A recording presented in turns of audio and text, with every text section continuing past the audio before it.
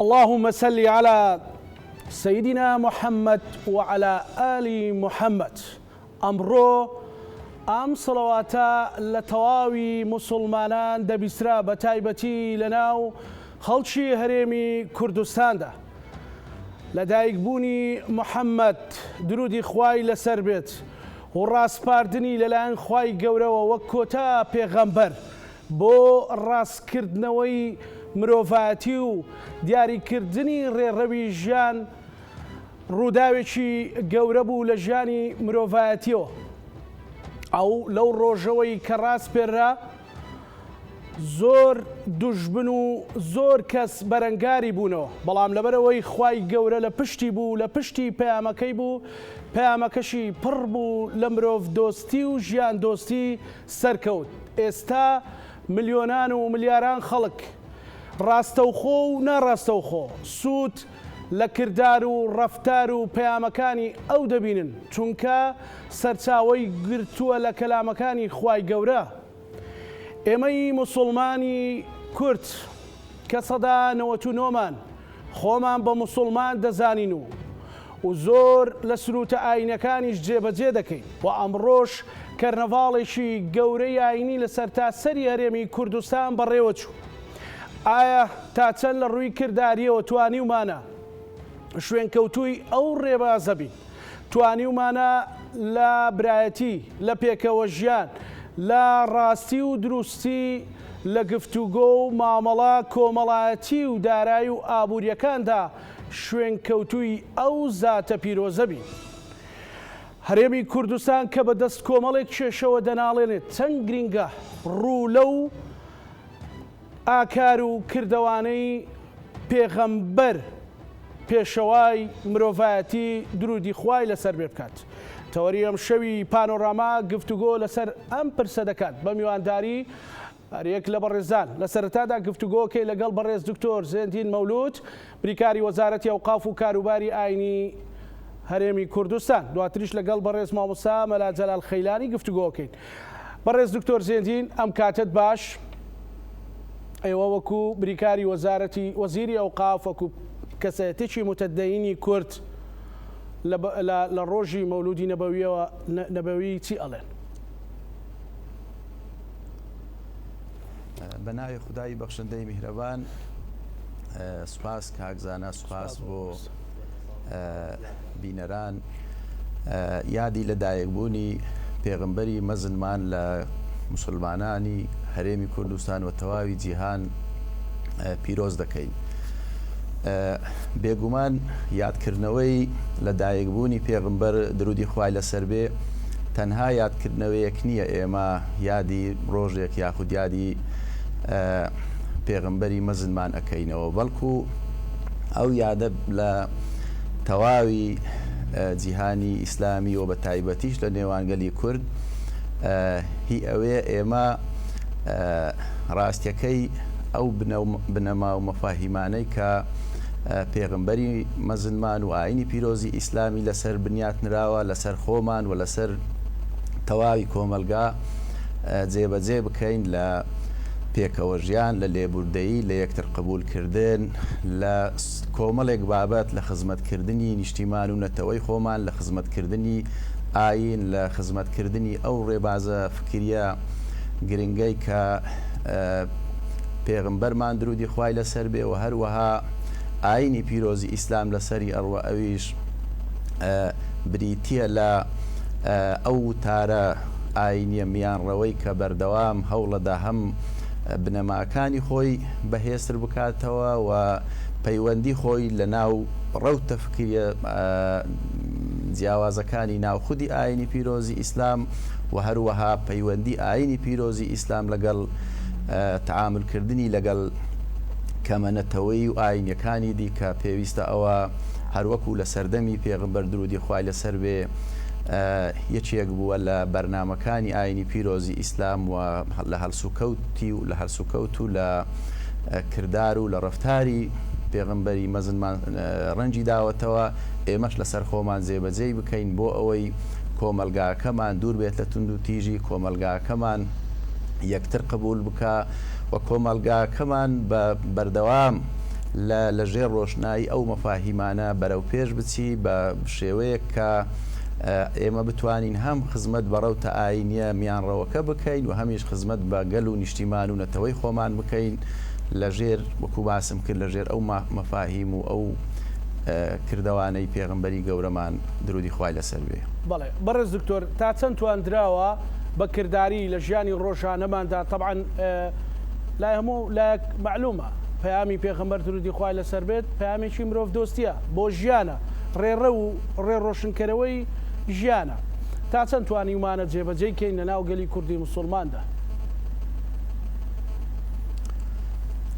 بێگومان ئێمە کە قسە لەسەر گەلی کورد ئەەکەین ملەتی ئێمە بە سروشت ملەتێکی میانڕەوە ملەتێکە دائیمەن حەزی لە پێکەوە ژیانەوە ئێمە کە قسە لەسەر پێکەوە ژیان یاخود مرۆڤ دۆستی ئەەکەین ڕەنگە کەم نەتەوە هەبن ڕاستی بە ئەندازەی ملەتی کورد ملەتێکی مرۆڤ دۆستبی و لە مێژووی خۆشیدا سەرڕای هەموو ئەو زولم و زۆریانێک کە ڕوبەڕووی بۆتەوە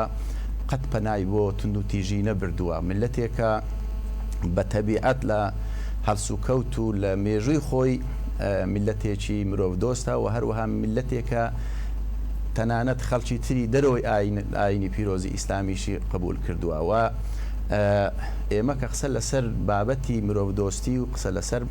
بابەتی پێکەوە ژیانەکەین ئاینی پیرۆزی ئیسلام بێگومان و زانایانی ئاینی پیرۆزی ئیسلام ڕۆڵێکی یەکجار گرنگیان دیتوە لە قوڵکردنەوەی ئەو پێکەوە ژیانەی کە لە ناو میلەتەکەمان و لە هەرێمی کوردستان هەیە. ئێمە بوارە ئاینیەکە و هەروەها وەکو باسم کرد تاچی کورد لۆ خۆی کەسێکی میانڕەوە کەسێکە باوەڕی بە پێکەوە ژیان هەیە جگە لەوەش ینی فەلسفەی حکومڕانی لە هەرێمی کوردستان لەسەر بنەمای دیموکراسی دامەزراوە لەسەر قوڵکردنەوەی ئەو بنەمانەی کە پێکەوە ژیان قوڵ ئەکەنەوە بەڕاستی یەکێک لە بنەما ئەساسیەکانی کە هەم دیموکراسیەتەوە هەم فەلسفەی حکومڕانی لە هەرێمی کوردستان لەبەرەوە ئەو فاکتەرانە هەمووی تاک خۆی و هەروەها ئاینی پیرۆزی ئیسلام وەکو کەناڵێکی زۆر گرنگی تەنشیعی کۆمەڵایەتی کە ڕۆڵی یەکجار گرنگی هەیە لە ڕێخستن و تەنزیمکردنی ئەو پەیوەندیە لە نێوان خودی خەڵکی مسلمان و لە نێوان پەیوەندی خەڵکی مسلمان لەگەر خەڵکی دەرەوەی مسلمان ئەگەر ئەوە سەیر بکەین ینی لە هەرێمی کوردستان نمونەی پێکەوە ژیان لە ئاستێکی ئەوەندە بەرزە کە ڕەنگە لە تەنانەت ئەو وڵاتانەی کە سەدان ساڵە و بەڵکو زیاتریش دەوڵەتن نمونەی نەبێەوەش ڕوویەکی جوانی هەم کۆمەلگای کوردیە و هەم ڕاستی ڕوویەکی جوانی میلەتەکەشمانە کە ئێمە چەند پێکەوە ژیان و چەند مرۆڤ دۆستی لە ناو میلەتی ئێمە قوڵەوە ڕەنجی داوەتەوە. بەڵێ بەڕێز دکتۆر زێندین ینی ئەگەر پرسیاری ئەوە بکەین هەڵبەت هەموو پەروەردەیەک هەموو کەسێک کە پەروەردە دەکرێت لە خێزانەوەیە لە کۆمەلگاوەیە و لە پێشتریش مەسەلەن لە مزگەوتەکان و لە حوزرەکان و لە پەروەردەوە ینی مەسەلەن لە خوێندنگاکانەوەی هەر چوار لەمانە سوودیان وەرگرتووە لە پەیامی ئاینی بە تایبەتی ئاینی پیرۆزی ئیسلام. دەتوانین بڵێن کورد یەکێکە لەو میلەتانەی زۆر سادقانە ئەو پەیامەی جێبەجێ کردووە ئەگەر کەم و کورتیش لە گەیاندنی یان لە تەوزیفکردنیدا هەبێت. بێگومان ئێمە پێش ئەوەی قسە لەسەر پەروەردە بکەین ڕۆلی زانایانی ئاینی بە تایبەتیش لە ڕابردوو ئەگەر قسە لەسەر حوجرە و تەچیە و خانەقاکانەکەین کە شوێنی بەرهەمهێنانی پەروەردەیەکی ئاینی بوون ئەگەر سەیر بکەین زانایانی ئێمە مامۆستایانی ئاینی ڕۆلی زۆر گرنگیان هەبووە تەمەەن پێش ئەوەی خوێندنگە بەومانە هاوچەرخەکەی دامەزرێت ڕۆلی حوجرە و تەچیە و خانەقاکان ڕۆلی پەروەردەیان دیوە لە ناو مجتەمەعی ئێمە ڕۆلی خوێندەواریان دیوە لە ناو مجتەمەعی ئێمە ئەوە شوای کردیە کاریگەری بواری ئاینی لەسەر تاچی کورد بە شێوەیەک بی ئەگەر سەیری ئەو بوارە بکەین تەنانەت ئەو بوارانەی کە باسم کرد و کاریگەریان نەک لەسەر تاچی کورد بەڵکو کاریگەریان لەسەر شۆڕشەکانی کوردیش هەبووە. ئەگەر سەیری شۆڕشەکانی کورد بکەین بەشی زۆری ینی سەرچاوەکەی ئەگەڕێتەوە ناو بوارە ئاینیەکەی و هەموو ئەوانەی ڕابەرایەتی شۆڕشەکانی کوردیان کردیە بەڕاستی ئەوانە خەڵکێک بووینە لە بنەماڵەیەکی ئاینی بووینە. ئەوەشیان دەرخەری ئەوەیە کە بەڵێ ئاین ڕۆڵێکی زۆر گرنگی لەسەر بواری سیاسی هەبووە و لەسەر بواری کۆمەڵایەتیش هەبووە. وەکو باسم کرد ئێمە پێش ئەوەی ڕاستی مەگەر سەیر بکەین لە دەیان ساڵی ڕابردوو لە سەدەکانی ڕابردوو تەنانەت بواری ئاینی شوێنی بۆ نمونە چارەسەرکردنی کێشەکانیشی دیوە کە ئەو کات یاسا بەو شێوێ بەرقەرار نەبووە. کەواتە بواری ئاینی بوارێکی زۆر زۆر گرنگە جگە لە ڕنگدانەوەی لە بواری سیاسی لە بواری کۆمەڵایەتی لە بواری یاسایی کە پێشتر ڕۆلی یەکجار گەورەی هەبووە لە بواری ئەدەبی ینی ڕاستیەکەی لە شعری کوردی لە سەرجەم کایەکانی بواری ئەدەبی کوردی هەمووی سەرچاوەکەی ئەگەڕێتەوە بۆ ئەو شوێنانەی کە ئاین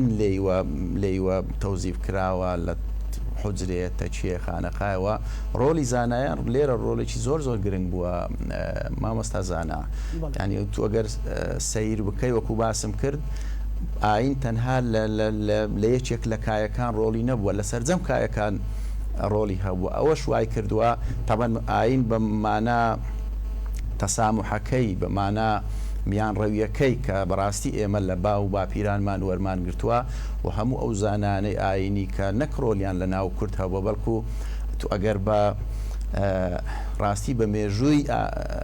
ئاینی پیرۆزی ئیسلام دابچیەوە ڕۆلی کورد لە ناو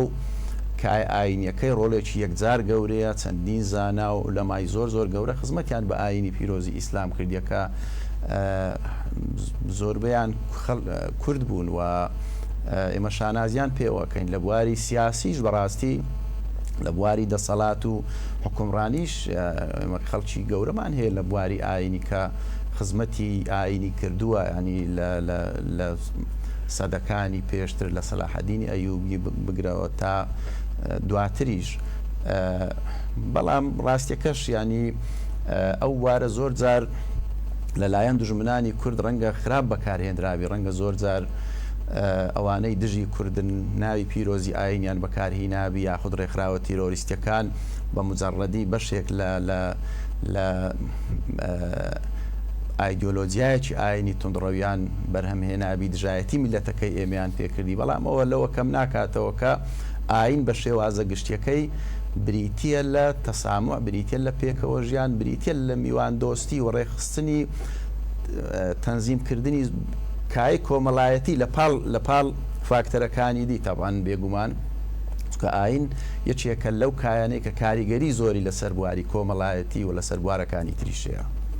بڵێ دکتۆر ناوە مەسەلەن ئاین بەکارە هێندرە لەلایەن هەندێک گروپی سیاسی توندڕە و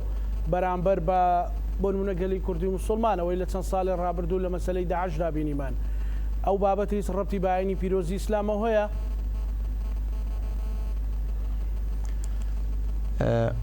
بێگومان ڕێکخراوە تیرۆریستەکان هیچ پەیوەندیەکیان بە ئاینی پیرۆزی ئیسلامەوە نیە. ئەوانە بیانی وەکو باسم کرد هەندێک مەفاهیمی ناو ئاینی پیرۆزی ئیسلام بە مجەڕەدی بەکاردێنن ینی نەک لە چوارچێوە گشتیەکەی تەماشا بکەن بۆ ئایدۆلۆژیایەکی سیاسی تونندڕە و یان بۆ ئایدۆلۆژیایەکی سیاسی نەتەوەیی تونندڕە و کە ئەیانەوێت دژایەتی میلەتەکەمانی پێ بکەن. بەڵام ڕاستیەکەی ئاینی پیرۆزی ئیسلام لەوانە بێبەریە بەڵکو ئەوانە ئەیانەوێ ئاینی پیرۆزی ئیسلام بکەنە بەردەبازێک بۆ مەرامە سیاسیەکانیان بۆ ئەو مەرامانەی کە ڕێکخراوە تونندڕەوە تیرۆریستەکان تەنانەت لە سەردەمێک لە سەردەمەکان دەوڵەتانی داگیرکەری کوردستانیش پەنایان لە ئەو بابەتە بردووە چونکە وەکو باسم کرد ئاین ڕۆڵێکی گرنگ ئەگیڕێ لە تەنزیمکردنی زۆر بوار. بەڵام بە شێوازێکی گشتی ئەوان ڕەنگە سوودیان بە مجەڕەدی لە هەندێک لە مفاهیمەکانی ئاین وەرگرتبی. بەڵام ڕاستیەکەی ئاینی پیرۆزی ئیسلام لە چوارچێوە گشتیەکەی بریتە لە ڕێخستنی پەیوەندی نێوان کۆمەلگا و پەیوەندی نێوان کۆمەلگاکان نەتەوەکان ینی باڕون و ڕاشکاوی لە ناو چەندین ئاەتی قورئانی پیرۆز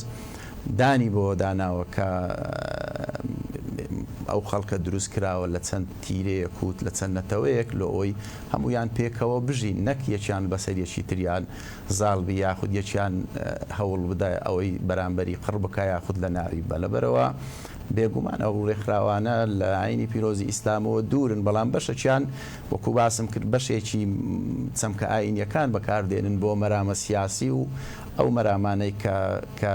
لە پێناوی دامەزراون یاخود لە پێناویان دامەزراندون. باشە زۆر جار باسیەوە کرێکا دکتۆر زێندین هێز و لایەنە سیاسیەکان گرنگی بە ئاینی پیرۆزی ئیسلام دەن. ئایا ئەمە بۆ مزایدەیە یاخود بەڕاستی بۆ ڕێخستنی کۆمەلگایە و ئەیانەوێت بەڕاستی سوود لەو پەیامە میان ڕەوە ئەوانەی کە جەنابەت تەوزیف کرد جوانە پڕ ژیان دۆستی مرۆڤ دۆستیە ببینن بۆ چارەسەرکردنی کێشەکان بۆ ڕێخستنی کۆمەلگا بۆ تەنزیمکردنی کۆمەلگا. خۆی ڕاستیەکەی هەر لایەنێک بێوێ سوود لە بوارە وەرگری ئاساییە چونکە وەکو باسم کرد ئاین ڕۆڵێکی گرنگی لە ناو مجتەمای ئێمە هەیە مجتەمای ئێمە مجتەمایەکی مسلمانە مجتەمایەکە لەسەر چەندین سەدەیە بابرێم ئاینی پیرۆزی ئیسلامی وەرگرتووەوە لە ناو کۆمەلگای ئێمە ئاینی ئیسلام شتێکی پیرۆزەوە ڕێز لێ گیراوە لایەنە سیاسیەکانش هەریەکەیان ئەتوانی سوود لەو بابەتە وەرگری بۆ نمونە لە یەکتر قبولکردن ئەکرێ سوود لە ئاینی پیرۆزی ئیسلام وەرگری لە مرۆڤ دۆستی ئەکرێ سوود لە ئاینی پیرۆزی ئیسلام وەرگری لە تەنزیمکردنی کۆمەڵێک کاروبار لە سوود لە ئاینی پیرۆزی ئیسلام وەرگری لە تەشهیر نەکردن بە یەکدی لە خیتابەکی پشتبەسن بە خیتابەکی میان ڕە و دوورکەوتنەوە لە تند و تویژی و لە تونڕەوی ئەکرێ سوود لە ئاینی پیرۆزی ئیسلام وەرگری ئەوەیان شتێکی زۆر زۆر ئاساییە بەڵام ڕاستیەکەی ئێمە کە قسە لەسەر بواری ئاینەکەین ئێمە ئاین بە شتێکی گەورەتر لەو بابەتانە ئەبینین و هەر لەو سۆنگەیەشەوە ئەگەر تەماشا بکەی زانایانی ئاینی و مامۆستایانی ئاینی بەردەوام ڕۆلی چاکەکار ئەبینن لە نێوان لایەنەکان و ئەوان بەردەوام ڕەیان ڕێز لێ گیراوە ئەوەشیان بە حکمی پێگەی ئاینی و پێگەی کۆمەڵایەتی کە پەیوەندی بە خودی ئاینەکەوەیە و لایەنە سیاسیەکانش درچیان بۆ بابەتە کردووە و ئەزانن ڕای زانایان و مامۆستایانی ئاینی چەند گرنگە بێگومان هەر لایەنێکش ئەیەوێ ڕاستیەکەی ئەو بابەتە بە شێوەیەک بەکاربیینی بەڵام وەکو باسم کرد بەکارهێنانی بواری ئاینی پێویستە لە دەرەوەی بابەتە سیاسی و ململانێ سیاسیەکان بی و هەمومان ڕێز لە مامۆستایانی ئاینی بگرین و ڕێز لە بواری ئاینی بگرین و قەولیش بدەین نەهێڵین هیچ کەسێک تەجاوزی سەر نە ئاینی پیرۆزی ئیسلام و نە تەجاوزی هیچ ئاینێکی تریش بکە چونکە ئاین بەشێکە لە کلتور و لە ئایدیا و لە ئاینی ڕۆحی میلەتی ئێمەوە ڕاستیەکەی ئەو بوارە بوارێکی زۆر زۆر حساسە لەبەرەوە نابی هیچ کەسێک نەڕێگای بەخۆبدەوە نەڕێگاشی پێ بدرێت سوکایەتی خوانە خواستە بە بواری ئاینی نەک تەنها وەکو باسم کرد ئاینی پیرۆزی ئیسلام بەڵکو ئاینەکانی تریش بکە ئێمە لە هەرێمی کوردستان و خۆشمان لە وەزارەتی ئەوقاف و کاروباری ئاینی ئەو بابەتە لە لای ئێمە بابەتێکە بەڕاستی ینی ڕێگا پێدراونیە بە هیچ شێوەیەک چونکە دژی یاساکانە ئێمە ئەمانەوێ بواری ئاینی خزمەت بە بوارە نەتەوایەتیەکەی بکە و خزمەت بە بوارە کۆمەڵایەتیەکەی بکە و یەکێک لەو فاکتەرانە بی کە لێک دائیمەن شوێنی لێک نزیکردنەوەی جیاوازیەکان بی نەک خوانە خواستە ئاین بیتە فاکتەرێک بۆ لێک دوورکەوتنەوە کە ڕاستی ئەوەیان لە ڕووە یاساییەکەی ڕێگا پێدراو نییە و لە ڕووە ئاینیەکەش بە حکمی پێگەی ئاین و پێگەی زانایانی ئاینی دووبارە ئەو بابەتە لەلایەن کەس زانایانی ئاینی و مامۆستایانی ئاینی ڕێگای پێنادرێ. بەڵێ بەڕێز دکتۆر بەڕێستان بریکاری وەزارەتی ئەوقاف و کاروباری ئاینی حکوومەتی هەرێمی کوردستانە ڕۆژانی هەینی هەزاران کەس لە بەردەم مایکی مامۆستایانی ئاینی کۆ دەبێتەوە تا چەند کاریگەری هەبووە لەسەر ڕێخستنی کۆمەلگا دوورخستنەوەی خەڵک لە تونند و تیژی دوورخستنەوەی خەڵک لە دژایەتیکردنی یەکتری لە مەسەلەی بازارکردن و مامەڵەکردن فێڵکردن لەو بابەتانە ئەین تاچەند ئەوە کاریگەری هەبەوە تاچەند توانراوە خیتابێکی موحەد هەبێ بۆ ئەو بابەتە و مامۆستایانی ئاینی لە بەرامبەر هەر زوڵم و زۆریەک هۆشیاری پێشکەشکرد. بێگومان ئێمە لە وەزارەتی ئەوقاف و کاروباری ئاینی یەک لە ئەولەویەتەکانی ئێمە بەڕاستی ئەوەیە کە منبەری مزگەوتەکان دوور بیت لە بابەتی سیاسی لە بابەتی تەشهیرکردن بە هیچ کەسێک و ناوزڕاندنی هیچ کەسێک ئەلحەمدولیلا لە زۆربەی هەرە زۆری مزگەوتەکان و مامۆستایانی ئاینی ئێمە پابندن بەو بارەوە چونکە خەڵک کە ئەچیتە مزگەوت بۆ ئەوەیە لە نەسیحەت لە مامۆستای ئاینی وەربگری کە لە مێژوش هەروە بووە. ڕاستیەکەی ئێمە لە مامۆستایانی ئاینی خۆمان زۆر ڕازین کە بەردەوام لەسەر منبەری مزگەوتەکان ئەو بابەتانەی کە پەیوەندی بە ژیانی خەڵکەوەیە بە شێوەیەکی زۆر باش باس ئەکرێ. هەروەکو نمونە ئێمە بۆردێکی وتاری هەینیمان هەیە، ئەو بۆردە لە پارێزگاکانی شەیە هەموو هەفتانە و زیاتر لە وتارێک ئامادە ئەکا ئیدەتە مامۆستایانی ئاینی وەڕێی مامۆستایانی ئاینی وەرئەگیرێ لەسەر ئەوەی ئێمە لەو هەفتەیە باسی چی بکەین کە بابەتێکی گەرم و گوڕبی ئەو بابەتانەی کە باسی لێوە ئەکرێ ڕێزگرتنی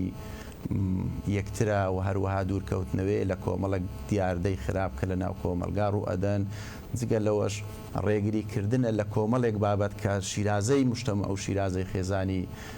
کوردی تێک ئەدەن. لەبەرەوە وەکو باسم کرد ڕۆڵی مزگەوت ڕۆڵێکی یەکجار گرنگە، ڕۆڵی مامۆستای ئاینی ڕۆڵێکی یەکجار گرنگە. مامۆستایانی ئاینی ئێمەش بەردەوام هەوڵ ئەدەن ئەو بابەتانێک کە باسی ئەکەن دوور بێ لە بابەتی سیاسی و هاوڵاتی تێیدا سنتەر بێ، کەسەکە تێیدا سنتەر بێ کە گوێ لە مامۆستای ئاینی ئەگری. وەکو باسم کرد لە هەموو ئەو بابەتانەی پەیوەندی بەلایەنی ئابووری و بازاڕەوەیە، پەیوەندی بە یەکتر قبولکردنی لایەنەکانەوەیە، تەنانەت پەیوەندی بە یەکتر قبولکردنی تاکەکانی شەوەیە و دوورکەوتنەوەی لە هەموو ئەو دیاردانەی کە زیان بە کۆمەلگا و بە شیرازەی مشتەمەعی ئێمە ئەگەینن. و لێرەشەوە بەڕاستی وەکو باسم کرد ڕۆلی منبەر و مزگەوتەکان ڕۆلێکی یەکجار سەرەکی زۆر جار ڕێکخراوەکانی کۆمەلگای مەدەنی تەنانەت دام و دەستگاکانی تری حکوومەت داوا لە ئێمە کەن هاوکاریان بکەین لەسەر بابەتێکی معەن کە دیاردەیەکی خراپە لە شوێنێک سەر هەڵئەدا یاخود دیاردەیەکی خراپە یاخود وەکو باست کرد پەیوەندی بە بازار و گرانی بازار و الحاصل کۆمەڵێک بابەتی ترەکە کە داوا لە مامۆستایانی ئاینی و لە وەزارەت ئەکرێ هاوکاریان بکەن چونکە ئەوان ئەزانن ڕۆلی مامۆستایانی ئاینی لەسەر منبەر چەند ڕۆڵێکی گرنگە و خەڵک چۆن گوێ لە مامۆستایانی ئاینی ئەگرێ بۆ ئەوەی ئەو شتانەی کە لە منبەر باس ئەکرێ کەسەکە لەسەر خۆی جێبەجێ بکە لە سەموو ئەو بارانەی کە باسمان لێوە کرد. باشە کاک دکتۆر، ینی هیچ ڕێگریەکەیە مەسەلەن ئەگەر نەعەدالەتێک یان کەم و کورتێک لە بواری حکومڕانی و دەسەڵاتداریشدا هەبێ مامۆستایانی ئاینی ڕێخنەی لێ بگرن و بۆ ئەوەی بچێتەوە سەر ڕێگەکەی خۆی نەک بۆ مەرامی سیاسی؟ خۆی ڕاستیەکەی ئێمە وەکو وەزارەتی ئەوقاف و کاروباری ئاینی داوامان لە مامۆستایانی ئاینی کردووە ئەوان هەوڵ بدەن ینی ئەو بابەتانەی پەیوەندیان بە کۆمەلگاوەبی لەسەر منبەری مزگەوتەکان باز بکرێ. بەڵام بابەتی سیاسی و باسکردنی بابەتی سیاسی مامۆستازانە لەسەر منبەری مزگەوتەکان زۆرێک لە دووبەرەکی دروستەکە، چونکە ڕەنگە بەشێکی زۆری مامۆستایانی ئاینیش ئینتیمایەکی سیاسیان هەبی. لەبەرەوە ئەگەر ڕێگا بە و بابەتە بدرێ هەر یەکە و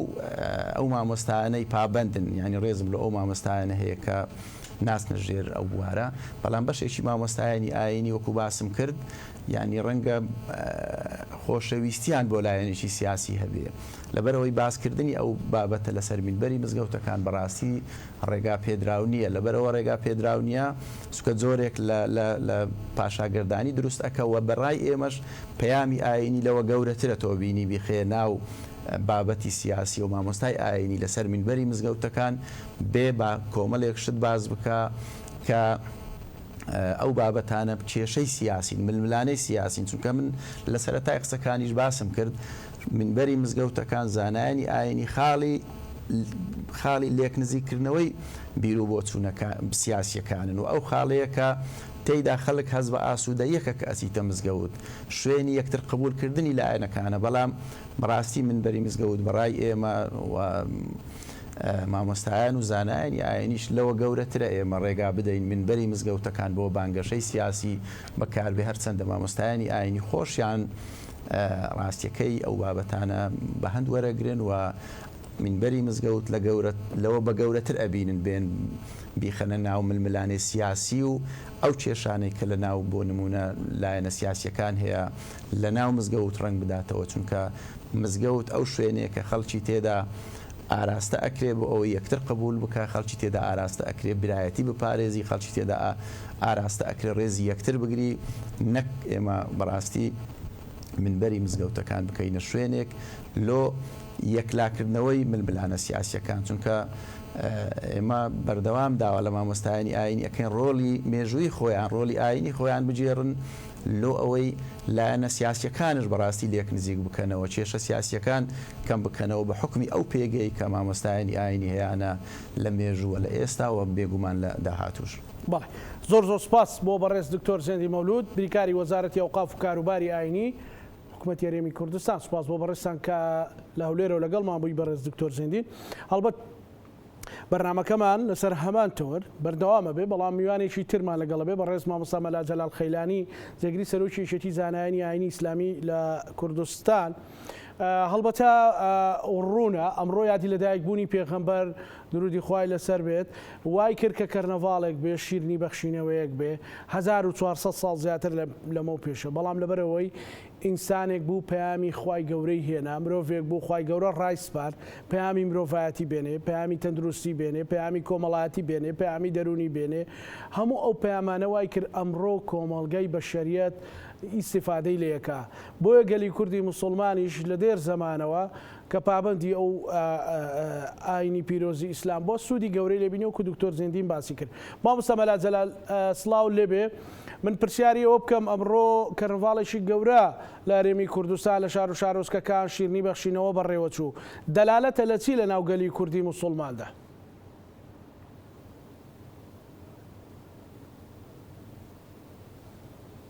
مامۆستا مەلا جەلال گوێ لە منە؟ بەڵێ ئەمڕۆ کەرنەڤاڵێکی گەورەی ئاینی لە هەرێمی کوردستان لە شار و شارۆچکەکان بەڕێوەچوو خەڵک شیرنی بەسەر یەکترەدا بەشە کرد پیرۆزبایی لە یەکترە کرد لە سۆشیال میدیا بە هەمان شێوە ئەمە دەلالەتە لە چی لە ناو گەلی کوردی موسڵماندا؟ بەڵێ بە ناوی خوای بەخشندەی میهرەبان من سەرەتا ساڵیادی لە دایکبوونی پێشەوای ئیسلام حەضرەتی محەممەد ئەلموستەفا لە هەموو مسلمانانی جیهان بەگشتی و مسلمانانی کوردستان بە تایبەتی پیرۆزەکەین. داواکارین لە خوای گەورە ئەم یادە پیرۆزە یادی خۆشی و یادی کامەرانی و یادی برایەتی و یادی تەبایی و یادی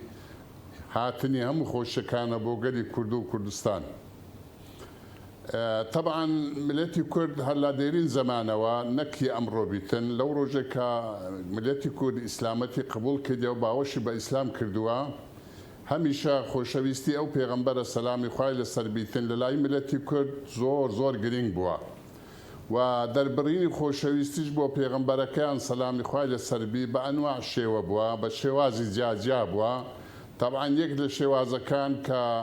خۆشەویستی پێغەمبەری پێ دەرئەبڕندە ناو کوردستانی خۆشەویستمان ساڵیادی لە دایکبوونی پێغەمبەری ئیسلامە. طبعا لەو ساڵیادی لە دایکبوونی پێغەمبەری ئیسلام هەموو مسلمانانی کوردستان بلاخەس لە کوردستانی باشوور هەموو ڕوئەکەنە مزگەوتەکان ڕوئەکەنە شوێنەکان سەلاوات لە پێغەمبەر ئەکەن یادی لە دایکبوونی پێغەمبەر ئەکەنەوە مەولود ئەکەن خێر و حەسەنات و سەدەقە ئەکەن کاری باش ئەنجامەدەن. ئەوە بەڵگەیە لەسەر ئەوەی کە ملەتی کورد ملەتێکە بەبێ مقابل بەبێ هیچ مەبەستێک ئاینی پیرۆزی ئیسلامی قبوڵە و ڕێز دەعانێ بۆ ئەو پێغەمبەرە گەورەیە و ئیتاعی پێخوا و پێغەمبەر ئەکاتن بەبێ هیچ مقابلێک. بەڵێ ئەو لە دێر زەمانەوە مامۆستا مەلا جەلال گەلی کورد موسڵمان بووە تا چەند لە سەراکار و ڕەفتاری خەڵکدا ڕەنجی داوەتەوە پێویستە گرنگی زیاتریشی پێ بدرێ بەوەی بتواندرێ جڵەوی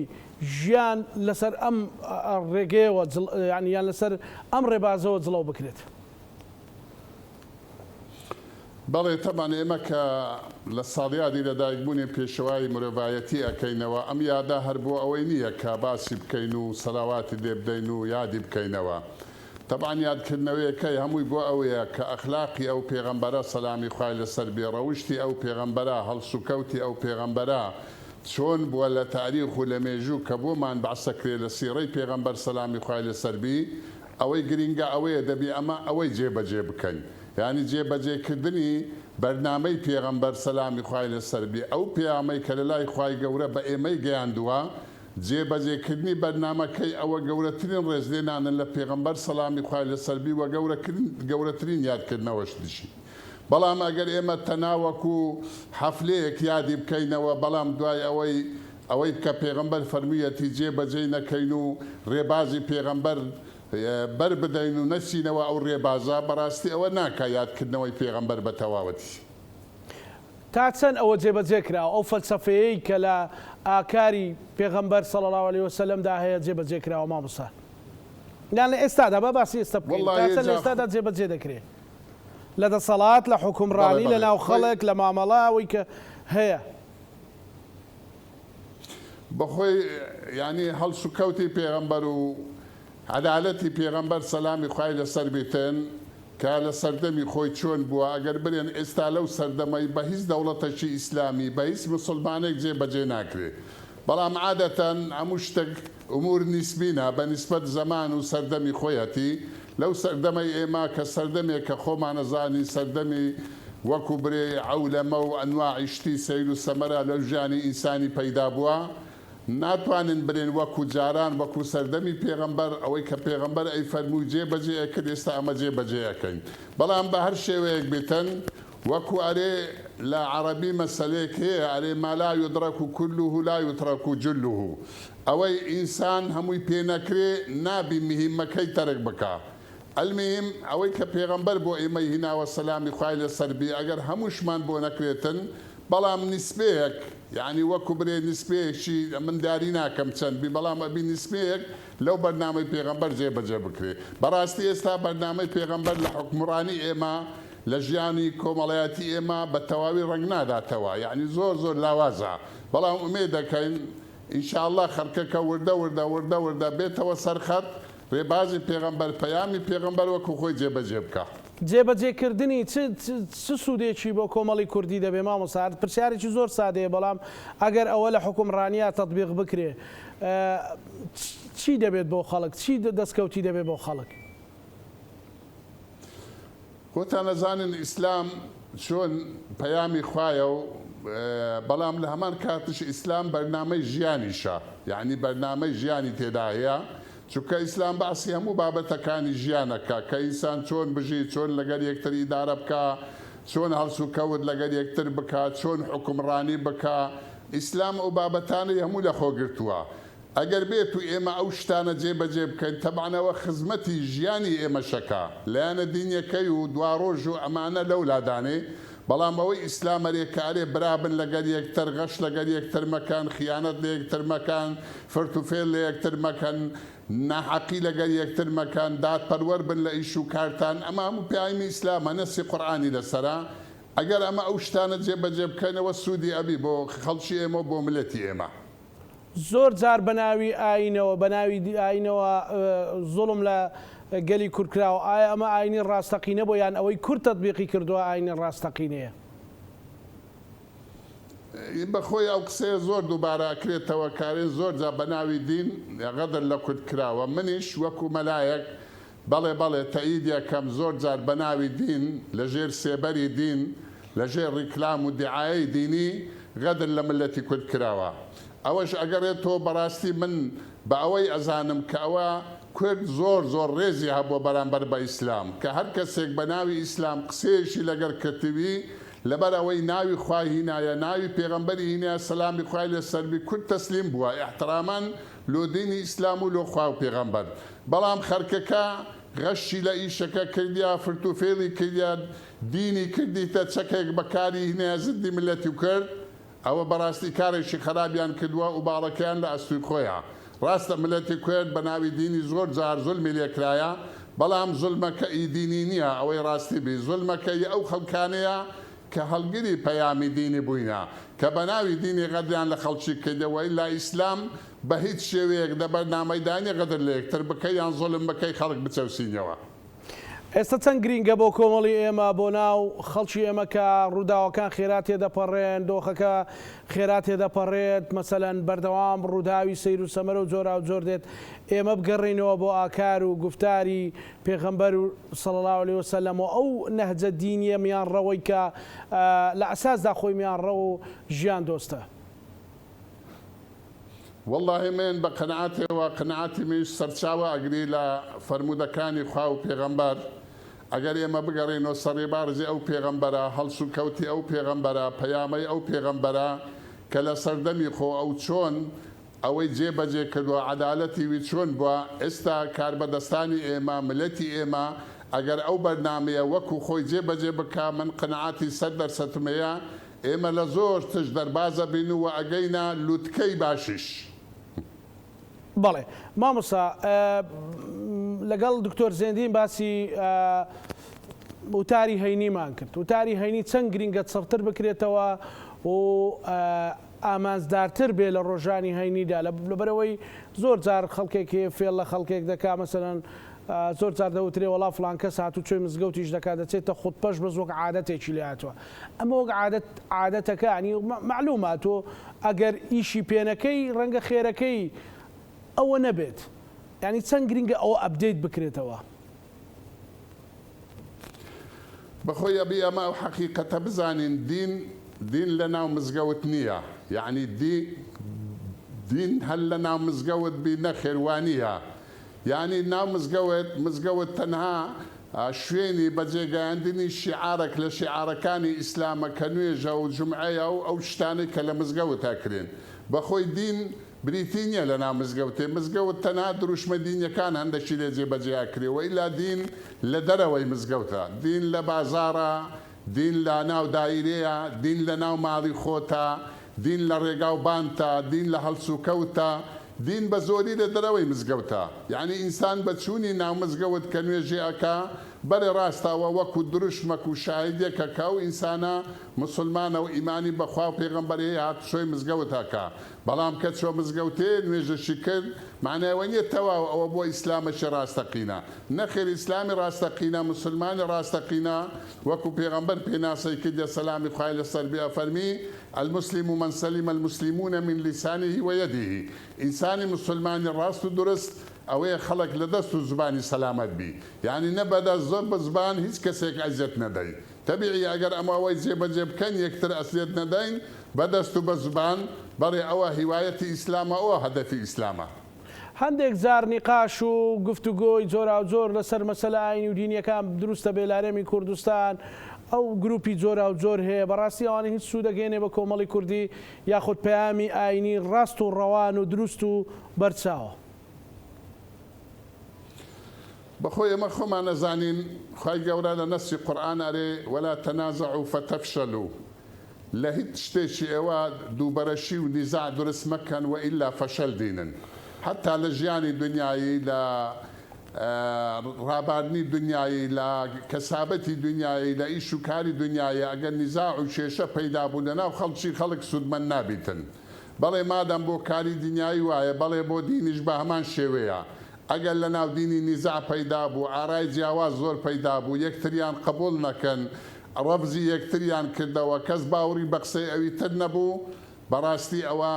کارێکی زۆر زۆر خراپە لەبەر ئەوەی خوای گەورە لە نەسی قورئان داوامان لێیەکە ئەوەی نەکەن ئەفەرمی وەلا تەکونوا کالذین تەفەڕەقوا واختەلەفوا من بعد ما جاءتهم البەیینات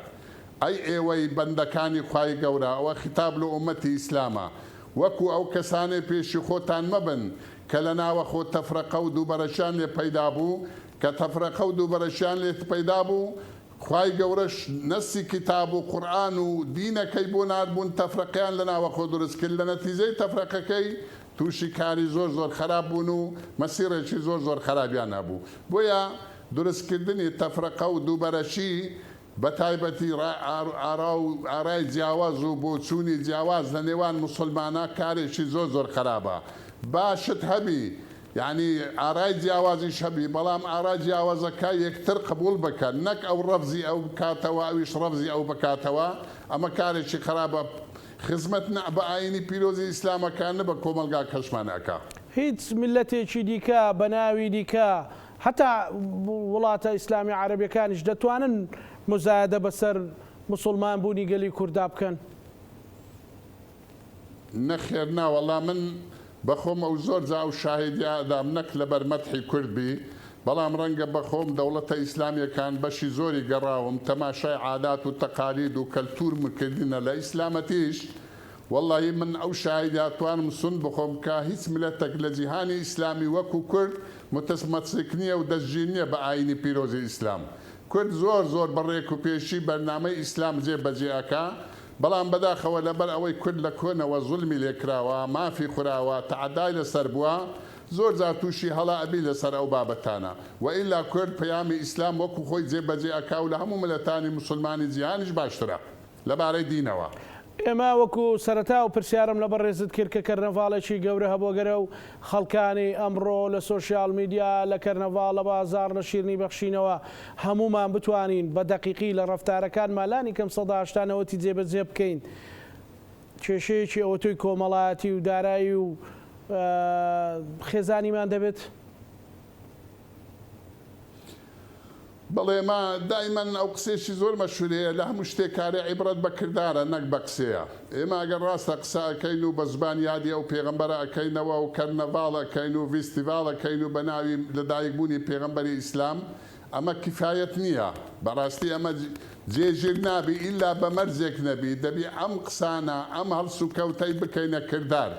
بە کردار ئەوەی پێغەمبەر کردوویەتی سەلامی خوای لەسەربی بە کردارەوە جێبەجێ بکەین ئەوە ئەکا یادکردنەوەی پێغەمبەر و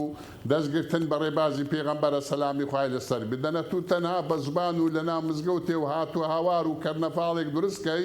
دوای تەوابوونی مەسیرەکە و کەرنەڤاڵەکە تو هەر کەسی جاران بی ئەمە سود لە وەزعە نادیتێتن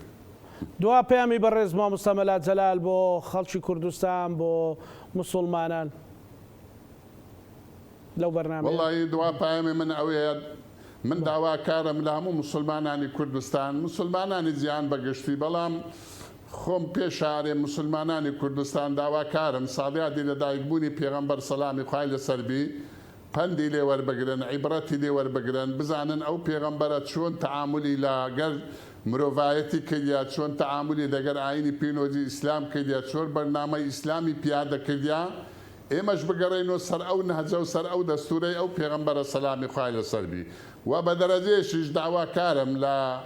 لایەنە سیاسیەکان ئێستا لە هەرێمی کوردستان کە ئەبینین لایەنی سیاسیمان چەند زۆرن ئەو لایەنە سیاسیەکە وا هەستەکەین ئێستا هەموو دژایەتی یەکتر ئەکەن زۆر هەجومی ناڕێکەکەن و هێڕش ئەکەنە سەر یەکتر ئومێدەکەن ئینشاءالله سالیادی لە دایکبوونی پێغەمبەری ببیتە دەرسێک بۆ ئەوانیش یادی ئەو پێغەمبەرە بکەنەوە کە پێغەمبەر کاتی خۆی هیجرەتی کرد لە مەکە هاتە مەدینە دوو عائیلە دوو عەشیرەت 100 ساڵ بوو دوژمنداریان هەبوو ئەوس و خەزرەج کە ئەوە مەشهورە لە ناو خەڵکی پێغەمبەر سەلامی خوای لەسەربی هەتا سولحی بەینی ئەوس و خەزرەجی نەکرد دەستی نەدا کاری پێغەمبەرایەتی برایەتی لە ناو خەڵکەکەی دروست کرد ئەو جا ئیعلانی پێغەمبەرایەتی کرد و دەستوری دانا بۆ دەوڵەتی ئیسلام لە مەدینەی بۆیە ئێمە شەگە داوای دەوڵەتداری بکەین داوای ئەوە بکەین کە ببین بەشت ئەبی پێشی هەموو شتێک برایەتی لە نێوانمان یەک ڕێزی لە نێوانمان دروست بکەین ئەو جا ئەتوانین داوای شتی زیاتر بکەین سپاس بۆ بەڕێز مامۆستا مەلا جەلال خەیلانی جێگری سەرۆکێشێتی زانایانی ئاینی ئیسلامی هەرێمی کوردستان لەو لێرە لەگەڵ مابوو سپاس بۆ بەڕێزتان بینەرانی خۆشەویست لەگەڵ هاوکارانم بەیەکەوە پانۆڕامای ئەم شۆمان پێشکەشکردن هەموو لایەکتان ئەمانەتی خوای گەورە بن خواتان لەگەڵ